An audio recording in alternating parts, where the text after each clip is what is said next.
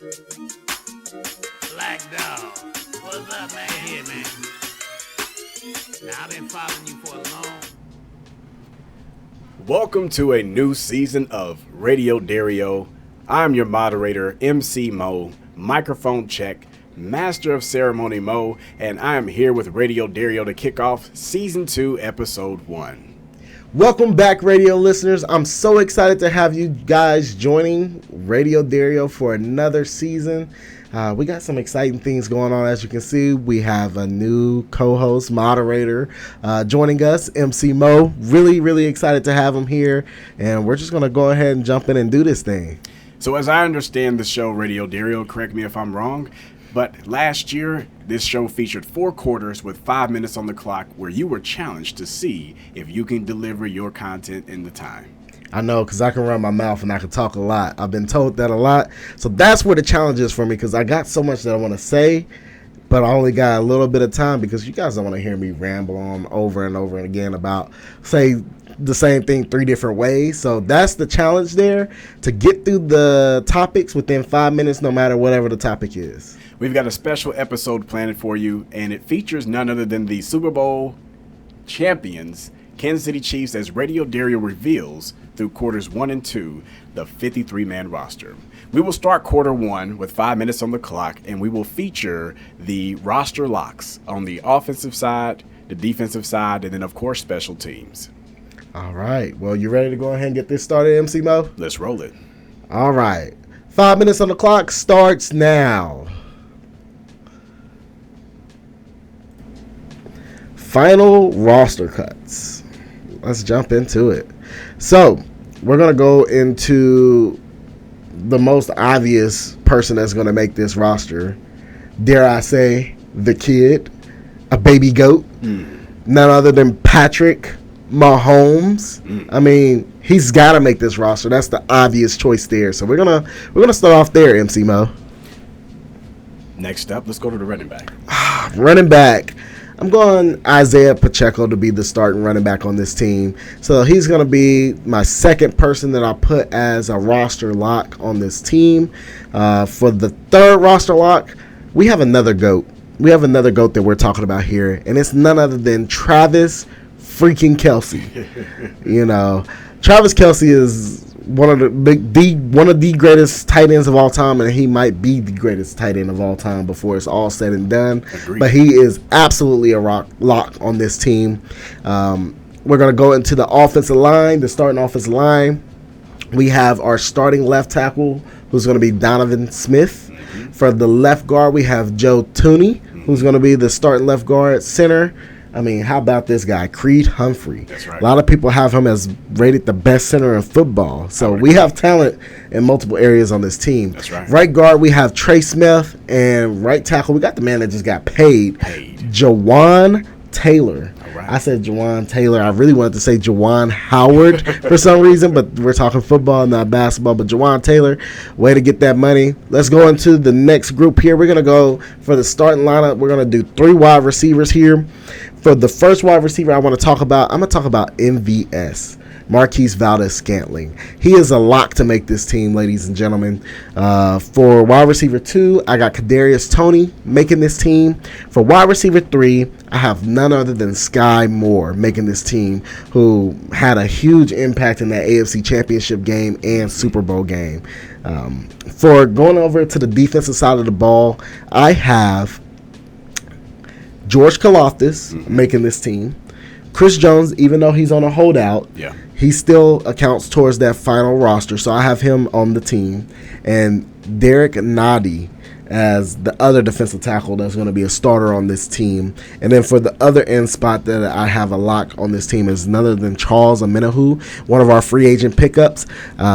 Even though he's going to be suspended for 6 games this year, he is a lock on this team, and he does count towards the final roster. For our 3 linebackers that I have making this team, my first linebacker and most obvious linebacker that's going to make this team is the captain, the quarterback on our defense, Nick Bolton. That's right. Other linebacker I have making this team, super athletic, Willie Gay. And then Drew Tranquil is my third linebacker I have as a lock to make this team. Okay. For cornerbacks, we have our first round pick from last year, Trent McDuffie, making this team. We have L'Jarius Sneed making this team. Hopefully he really heals up that knee and we get really going on that. For safeties, I have Justin Reed and Brian Cook. All right, so those are my starters on defense. And then we jump into the final three people, our special teamers. We got none other than Harrison Butt Kicker, We got Tommy Townsend and James Winchester, who is going to be our long snapper. Those are our three locks on special teams, and that gives us 25 total people to be making this roster as locks. All right, well, Dario, we finished a little bit early.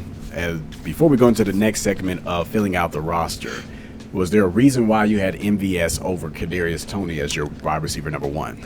Yes, with Kadarius Toney being hurt and injured, I really don't see him being a lock as like the first wide receiver spot. Also because sometimes the best ability is availability. That's right. But when it comes down to what Andy Reid did in that last preseason game, he said Patrick Mahomes, Travis Kelce, Nick Bolton, and MVS. So that kind of just shows you what the pecking order is. Obviously, Kadarius Toney was hurt, so we couldn't tell if he would be somebody that got sat down or not. But MVS is your veteran in this locker room. He knows the playbook. He's, like I said, sometimes the best ability is availability. He's been available in his time here with the Chiefs. Great points, Radio Dario, as we close out the quarter one. So, just to get us a little bit ahead of schedule as the horn sounds, as you fill out the roster, you talked about availability being the best availability. I'll be curious to see how you really mold this roster with so many open spots remaining. So my question to you is, do you believe we are going to keep two quarterbacks or one quarterback in addition to Patrick Mahomes? All right, let's go ahead and start the clock, and we'll jump right into it. So I actually got us keeping 3 total quarterbacks on this roster. I think Shane Buechele really showed this training camp and preseason that he's going to be a backup in this league for somebody. Wow. And if the Chiefs don't keep him, he's going to get picked up really fast by another team. I mean, his second preseason game alone was phenomenal, and that's going to make somebody take a flyer on him and pick him up. And then also with the new rules that you can have a quarterback that isn't a part of your active roster on game day, as long as they're on their 53-man, that can still suit up if you were hit by injuries. It's going to be such a huge factor for teams across the league, especially looking at what happened with the 49ers this year. Injuries really hurt their chance of being as great as they could be. I mean, that game was hard to watch when they got down to their, what were they on their 4th, 5th quarterback of the season? Yes. Well, Radio Dario, be quick with this one. How does the running back room shape up to you? So this is a little tough for me. The running back room, obviously you got Isaiah Pacheco. Jerick McKinnon is obvious for me. So effective in the pass game. Huge asset as far as catching touchdowns, screen game, all things like that. I think LaMichael Perine is the next running back after that. I mean, when it really comes down to what I saw out of him in the preseason, he performed phenomenal. I also have Deneric Prince making this team. Really? What he can provide to you on special teams. And also, I'm really going off of his performance in camp rather than those preseason games and what we heard about there. That's going to lead him making this team.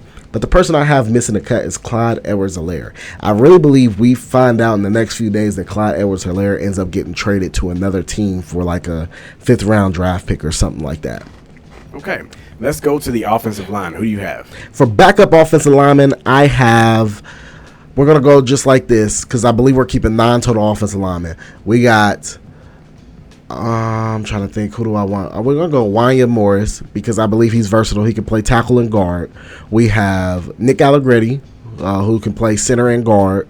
We have Darian Kennard, who can play guard and tackle. That's right. And then for my swing tackle, I have Lucas Niang is going to be the swing tackle, so he's going to be one that can swing left and right tackle for us. Okay. But those are my backup offensive linemen that the Chiefs are going to be rolling with this year. All right, I have us at a count of 34 on the roster now. Let's go ahead and head to wide receivers and tight ends. Okay, so now this is where things get a little weird for me because we had so many wide receivers prove that they should be on this team, but we don't have that many roster spots, right? So let's just go into the obvious for me. Noah Gray as a tight end is going to be the backup tight end on this team. He is making this team. Okay. Then we're going to go into Richie James or Rick James, whoever you want to call him. But as a kick returner, punt returner, he adds so much value to the special teams, and also his production last year with the Giants and what we've seen from him in this preseason and training camp, he's going to make this team. Okay. The next up for me is Rashee Rice. You're not cutting your second round pick. Okay. And also he had a really great solid game in preseason.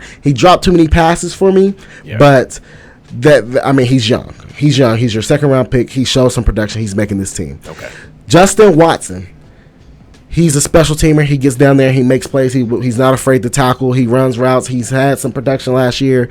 He's going to make this team. Okay. For Justin Ross, worlds of potential. Okay. If the Chiefs don't keep him, somebody's picking him up off of waivers like that. Right. I mean, we've heard a lot about him out of camp. He had a really strong camp, and he had touchdowns in every preseason game, it looked like. And then also going into our next person, Amir Smith-Marset. 8 receivers. I think he's making this team. I think we're going to keep 8 receivers. I absolutely do. And I'll touch on that later, why I believe we're keeping 8 receivers this year. All right, I have our count at 40. Okay, we only got 50 seconds left, so I'm going to just go ahead and jump right into it. Mike Dana's making this team. For also on the defensive line, our rookie Felix and Aduke is making this team. Coburn, the defensive tackle out of Texas, is making this team. Danny Shelton is making this team. Malik Herring is making this team. 45. Daniel Wise is making this team. 46. I also have Turk Wharton making this team. 47. And Thompson making this team. That's 48. For linebackers, I only got Leo Chenal and Jake Cochran making this team as the backup linebackers, keeping 5 linebackers. For DBs, I have Jalen Watson. I have Joshua Williams. I have Nick Jones as the cornerbacks. For safeties, I have Well, Radio Dario, I see that you had some more names still listed there, and I had us very close to hitting that 53 mark, so you'll have to reveal exactly what the 53 were in some other form or fashion, but you got awfully close right there in the quarter two. So yeah, dang, gotta be better next time. But I'll just go ahead and give you, just because we were just left on the safeties, I had Edwards, Deion Bush, and Jamari Connor making the team. And as I mentioned earlier, the reason why I see us keeping 8 receivers is because I think Kadarius Toney's going to end up going to IR, and then we're going to bring Blake Bell back as being the third tight end, so really only having 7 receivers. I think I'm going to challenge how many defensive linemen you kept on there. I believe there's easily 2 names that could come off that could probably be stored away on the practice squad until we actually need them. I don't know if you saw this. We got a pretty good blooper. When I hit the table, your camera shot up. So we lost the green screen. Okay, so we got quarter 3 all set. I'm gonna go ahead and pull up that next screen. We're going into game picks. Game picks. So first game coming up, Radio Dario, we have you Chiefs versus Lions. Who are you going with? So Chiefs versus Lions. We're going to prove one thing here with the Chiefs. I got the Chiefs. You know why I got the Chiefs? Because we are the champions. That's right. We are the champions. Yeah. That's exactly why I got the Chiefs beating the Lions. I think the Lions really performed pretty well towards the end of last year. They shown that they got they're a better team than what we're really going to believe in. But, I mean, come on. How about those Chiefs? We're gonna. I think this is the start of a dynasty rolling in the future. Well, the next game, I have it as Giants versus Cowboys. Looks like that game is happening on Sunday, September 10th at 7:20 p.m. on NBC. So for the night game, prime time on Sunday night, we have the Cowboys and Giants. I'm not a believer in Daniel Jones, even with them paying him this new contract. Okay. Also, what's going on with Saquon Barkley, that's a little confusing for me. don't think the Giants are going to be as good as they were last year. This year, wow. I think the Cowboys are going to come back and they're going to show more consistency this year than they did last year. They're going to be a better team. Dak Prescott is going to try to have a really strong year because he could be the first person that can have an astronomical payday based off of when he got paid as far as contracts. Okay. But Dak Prescott, that team, CeeDee Lamb, Micah Parsons, you got all these young players that are going to come back stronger, better than ever. And then also, like I said, I just don't believe in the Giants. You also still have the Eagles that are going to be back better than ever. They're going to be trying to compete with the Chiefs again, but I don't think they're going to make it back to the Super Bowl with us, which we can talk about that on another episode. Yes. But the Giants, they have really competitive teams in their division that they're going to have to go up against, and this just starts off a really bad start for the Giants, and Cowboys get on the right track. All right, sounds like you think they are pretenders going into this year. Let's go to the game, Bills versus Jets. That looks like it's going to be a Monday night, September 11th at 7:15 p.m., featured on ABC and ESPN. I got the upset coming in this. Oh. I got none other than the Jets winning the game. Okay. I think Aaron Rodgers coming to this team really helps this team take the next level.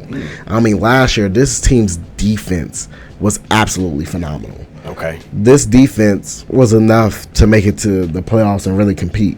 Sauce Gardner, boy, that's a bad boy. Oh, yes. Breece Hall was having an incredible year before he got hurt. Right. And you've added all these weapons. Dalvin Cook, McCole Hartman, Lazard. Okay. And then you added a stable quarterback. I think Garrett Wilson proved that he's a talent himself with a quarterback carousel going on there last year. Yeah. And Aaron Rodgers doesn't even have to be the MVP Aaron Rodgers that he was previously. All he has to do is be better than what he's been, Aaron Rodgers just has to be a stable quarterback for them, and he has let his weapons play.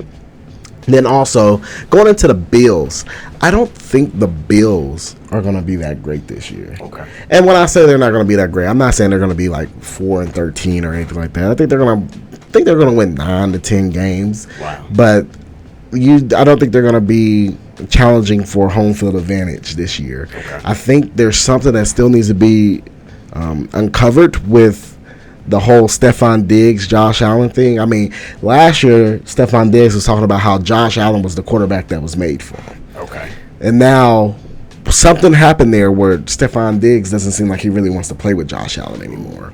So just with that information, I think that chemistry does play a fact into the team's performance. Yes. And with the success the Bills have had, is a lot of it came from Josh Allen just being special and being an MVP candidate. And I don't think he's going to be an MVP candidate this year. That's a big statement there, Radio Dario. Now, I do want to go back to the Jets because you mentioned so many weapons that the team features. Do you worry about the fact that there's only one football to go around? I don't worry about that because, you got Garrett Wilson, who I believe is the number one target. I think he's the number one guy. Alan Lazard has chemistry with Aaron Rodgers. And, Alan Lazard only had really one great season. He's not the kind of receiver I think is going to really be upset about not getting the ball. McCole Hartman was here with the Chiefs. He's a 500, 600 receiving yards season kind of guy. I think your clear number one is Garrett Wilson, and then you do a running back tandem of Breece Hall and Dalvin Cook. Well done, Radio Dario. Just in time for the buzzer. I'll be curious to hear at some point later in our featured episodes to come your real stance on the Bills, because it doesn't seem like you have much faith in their Super Bowl window anymore. Not with the chemistry as it currently sits. All right, for those of you that are radio listeners, you know it is now time as we step into the quarter four for the Hot 5 and 5, where Radio Dario features 5 hot featuring takes of a specific category of his choosing. Radio Dario, what are we hot fiving today?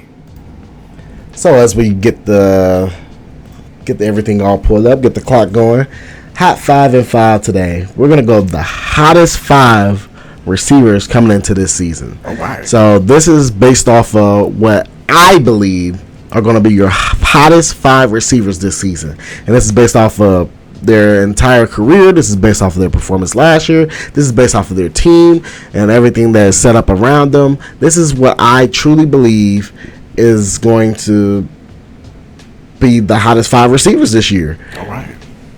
So let's go ahead and jump over into the screen, and we're gonna get you some sizzling picks here. So for the 5th spot, and this one was tough for me because I could either go.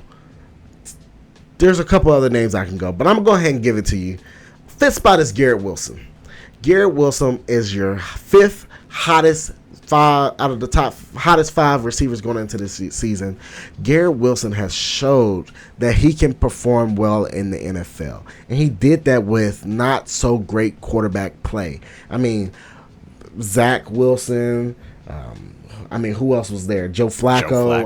What were we doing last year? And he still performed. Now you're giving him a solid quarterback in Aaron Rodgers, who doesn't even have to give him an MVP type season. All he has to do is give him solid quarterback play, and we could be looking at a really huge breakout season for Garrett Wilson. But he is in my 5 spot. Another person that could have been in this spot was Terry McLaurin, but much Scary Terry. Yeah, but the difference there is Terry McLaurin still. I mean, Sam Howell has to prove something this year for Terry McLaurin to be higher in my list. But the difference really was Aaron Rodgers. Why Garrett Wilson got the nod here. That makes sense. In the 4th spot, I got Cooper Kupp coming off an injury. What? Chasing down similar numbers that he did before his injury. I think Cooper Kupp is going to have a great year. Incredible route runner. I think he is still one of the top 5 receivers in this game, and he's going to be one of the hottest 5 receivers in the NFL this year. Okay. 3rd, we got Jamar Chase. Jamar Chase is that guy. As simple as that. I think a healthy season from Jamar Chase this year with the Bengals and that connection that he has with Joe Burrow takes him up closer to higher numbers in the league than he ever has before. I mean, he's had great seasons, but he hasn't had a healthy season to put together to have really, really great, huge numbers. And I think this season is that year for him. And I think he can even possibly move up to the 1 or 2 spot by the end of the year. But Jamar Chase is going to prove he's the number 1 guy and further separate himself from a really talented quarterback, really talented wide receiver on the other side of him in Higgins. Wow. So Jamar Chase is in my 3rd spot. For my 2nd spot, this guy is hot. This guy has blazing speed. This guy has DBs back up off of him, and he still burns right past him. Get what I did there? Burns right past him. Yes. Second spot of the hottest 5 receivers in football is none other than Tyreek Hill. I think Tyreek Hill is going to have another huge year, being the number 1 option there for the Dolphins, playing with Tua. I'm a little concerned with Tua because of all the concussions he had last year. But even with that, Tyreek Hill, any quarterback, you can't teach that speed. They call him the cheetah for a reason. That speed is what's going to get them open. And in my number 1 spot is none other than, I think you guys already can guess it. I think you guys already know. It's Justin Jefferson. Justin Jefferson has had one of the greatest performances I've seen in all of football last year. Wow. I mean, that game, I was watching it live. That game when he made that catch, absolutely phenomenal. Absolutely phenomenal. I think we look at Justin Jefferson, he is the hottest receiver in football. Easily. I mean, he joined the Madden 99 club this year. So, Madden's showing some respect. And Madden don't really show receivers respect that much. That's right. Justin Jefferson got that love this year.